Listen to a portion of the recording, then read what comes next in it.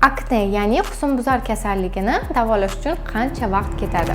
Akne bu bir yoki ikkita muolajada yaxshi bo'ladigan kasallik emas. Agar qaysidir shifokor sizga ugrilarni 10 kunda yoki bo'lmasam ikkita muolajada yaxshi qilib beraman desa, siz u shifokordan qoching. Avvalo, aknening sabablari turlicha bo'ladi. Bu gormonal o'zgarishlar bo'lishi mumkin, oshqozon ichak tizimidagi infeksiyalar bo'lishi mumkin, stress, noto'g'ri parvarish va hokazo.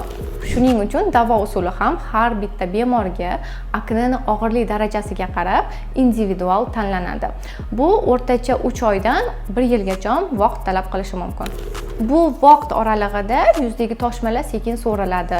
Yiringli toshmalar bo'lsa quriydi. Yuzdagi achishish, qizarish va qichishish kabi simptomlar yo'qoladi. Masalan, bu bemorimiz bizga ugrini o'rta og'ir darajasi bilan shikoyat qilib kelganlar. Kelganlarida yuzlarida yiringli ajralmalar, tugunli toshmalar, yuzlarida og'riq va qichishish simptomlari bo'lgan.